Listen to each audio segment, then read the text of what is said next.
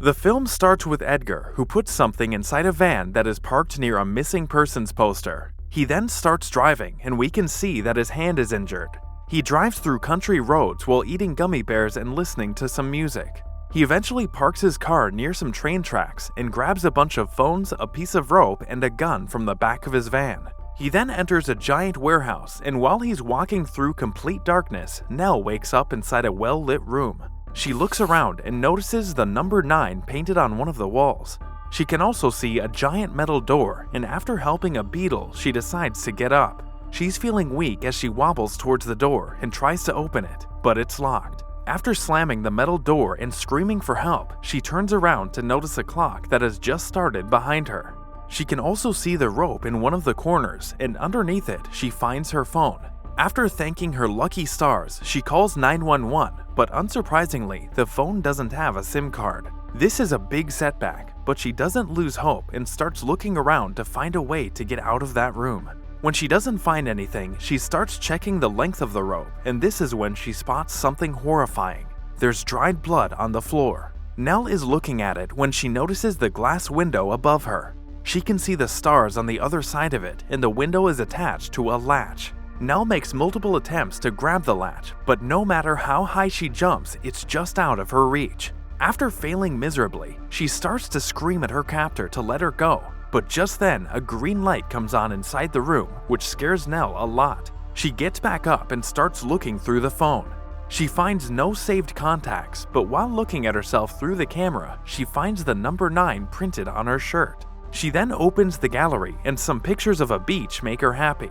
She also finds a picture of her lover Don inside the phone, and she starts talking to it. While making a conversation, she is trying to break the glass window with her shoe.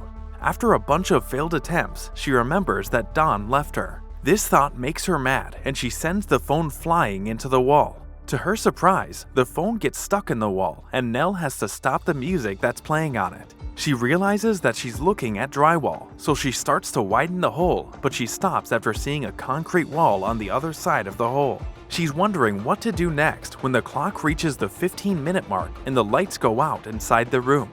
In complete darkness, Nell starts freaking out after hearing loud bangs all around her. Luckily, the room is soon flooded with light, and while looking at her surroundings, Nell notices that the metal door is now unlocked. She immediately walks towards it, and after hesitating for a bit, she slides it open. Her hopes of escaping are dashed, however, when she finds another concrete wall behind the door. She's cursing her luck when the clock resets and starts counting down from 45 minutes. By now, Nell is at her limit, so she starts using some nasty words for whoever is keeping her there. Once again, the green light comes on, but when it goes out, she hears a man's voice. She turns around to notice a vent in the concrete wall, so she tries to ask if someone can hear her. But then a man begins to have a conversation with her. Nell can see that this guy is not right in the head, but he promises that he isn't the one who trapped her there. In fact, he says he's stuck inside a room that's quite similar to Nell's. Nell still thinks that this guy might be her captor, so he politely tells him who she is before asking for his name. After making a joke about Nell's name, the man says that his name is Travis. He claims to have seen the people who brought him there, but he doesn't know their names. At this point, Nell starts telling him what her room looks like and how the light changes color randomly. When she mentions the glass window, Travis tells her that he tried to get out through that window, but the latch broke and he hurt himself. After listening to this, Nell grabs the rope and thinks about using it to get out. She's completely unaware of the fact that Edgar is keeping an eye on her while eating gummy bears. When Nell decides to hook the rope to the latch and climb out of the room, Travis warns her that she will end up hurting herself. Nell, however, ignores his warning, since he is also saying some really wacky shit. After a few tries, she manages to hook the rope to the latch and she starts climbing towards the glass window. After putting in a lot of effort, she goes to the top, but this is when the latch breaks and she falls down, hitting her head in the process. She immediately starts feeling dizzy and passes out while looking at her phone. She wakes up to Travis calling her name, and after sitting back up, she gets a piercing headache. She gets a vision of someone opening a bubble wrap, and after her headache is gone, she's confused about what she saw. She tells Travis that her shoulder is dislocated, and he advises her to fix it before her adrenaline stops pumping. Nell doesn't want to follow his advice, but she has no choice, so she goes up to the door and with a painful push, she manages to put her shoulder back into its place. She then sits down and starts playing the only song on her phone. This is when she notices that Travis is whistling the same song, so she asks him if he knows it. He claims that it's his favorite song and he even knows the singer's name. Nell is telling him how the song gives her an ominous vibe when suddenly she gets another headache, and this time she sees herself stabbing someone's hand.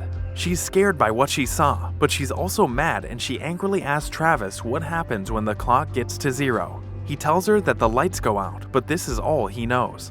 After he says they can figure out what's going on by working together, Nell decides to trust him. She starts having another conversation with him, and he surprises her by asking how she feels about being trapped. He says that he has disappointed his loved ones all of his life, so he thinks that he deserves to be stuck in such a place. His reasoning doesn't sit well with Nell, who believes that no one should have to suffer such a fate for disappointing others. They're having this philosophical conversation when suddenly Travis starts shouting at someone. Nell can hear someone hurting him and she's worried about him. After she manages to calm herself down, she asks Travis about what happened, and he says that the man beat him up to fix him. Once again, his twisted logic scares Nell, but she's also worried because he's not making much sense and he is saying that his head hurts. When he says that he feels sleepy, Nell begs him to stay awake because she knows that if he passes out, he might not wake up. She starts talking to him about all sorts of things to keep him occupied while she looks around the room. Behind the drywall, she finds a red wire and she's looking at it when Travis asks if she has someone important in her life. Nell goes up to the vent and sits down before telling him that there was someone special in her life, but one day that person left her behind without any reason. The two of them are talking when Nell feels something inside her shoulder.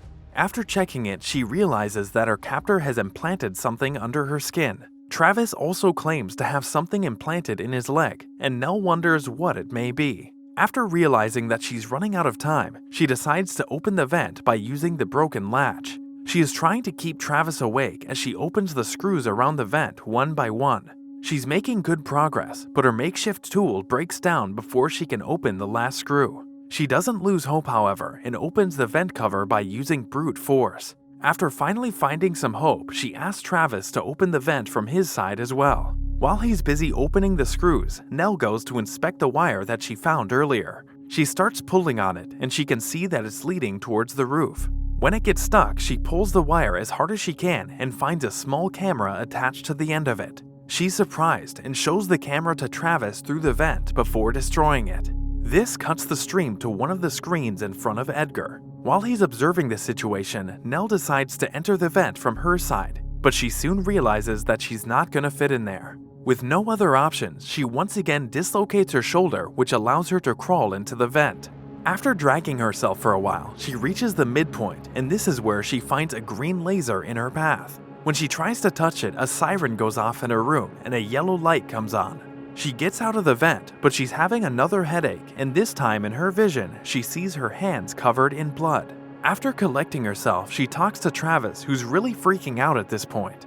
Nell tells him to man up and open the vent because it might be their only chance. As he continues to open the screws, Nell once again pushes her shoulder back into its place. However, after sitting down, she notices a black liquid coming out of a shallow wound in her shoulder. She inspects it to find a small chip, and she's looking at it when Travis says that he has opened 2 screws. Nell knows they're pretty much out of time, so she yells at him to pull the cover from its hinges. Travis listens to her and starts pulling the cover with all of his strength. He even manages to open it, but just then they run out of time and the lights go out. As the metal door closes once again, Nell is really afraid and she's trying hard to calm her nerves. She's talking about how messed up her situation is when suddenly a metal strip opens, revealing red light on the other side of the metal door. Nell puts her hand through it and pulls out a loaded gun. She's wondering what it all means when gas starts pouring into the room through the slit. She's so frustrated that she puts the gun to her head, but she can't bring herself to pull the trigger. Instead, she goes up to the glass window and fires a bullet at it. The glass doesn't break, but a red light comes on, and this is when Nell realizes that the lights change color depending on the loudness of the noise inside the room. She's thinking about this when suddenly the glass breaks and she finds herself looking at freedom. In the control room, Edgar watches as Nell is trying to climb out of the room while Travis is losing his mind. After getting out of the room, Nell feels relieved, but she soon learns that the sky was fake and she's still inside a large warehouse. She tries to get out of it, but this is when she remembers Travis and decides to help him. She can see him pointing the gun at his head and she begs him to stop, but it's too late and he ends up taking his own life. Nell is still trying to recover from this traumatic experience when Edgar turns on the lights and she has to hide from him. As he walks over to check on Travis, she sneaks out of the warehouse and starts running through corridors to find an exit. She eventually gets to an empty conference room and to her surprise, she can see Travis talking about a company named Chrysalis Robotics on a screen.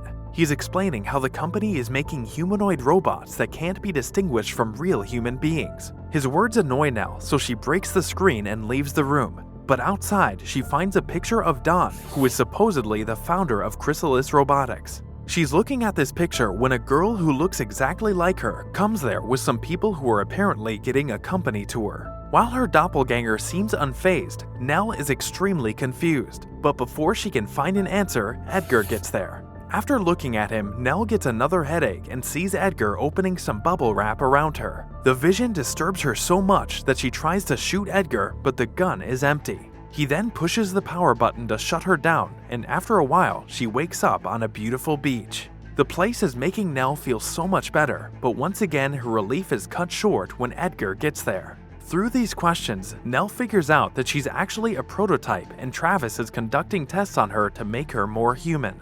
He says that she will have to go through the same hell over and over again until all her bugs have been fixed. This realization shatters Nell's world and she starts mumbling to herself. At this point, Edgar ends the interview and shuts her down. He finishes his shift after placing Nell in a dark room. The film ends by showing us that Nell wakes up the moment Edgar leaves. If you enjoyed that recap, I got a good feeling you'll enjoy this one too.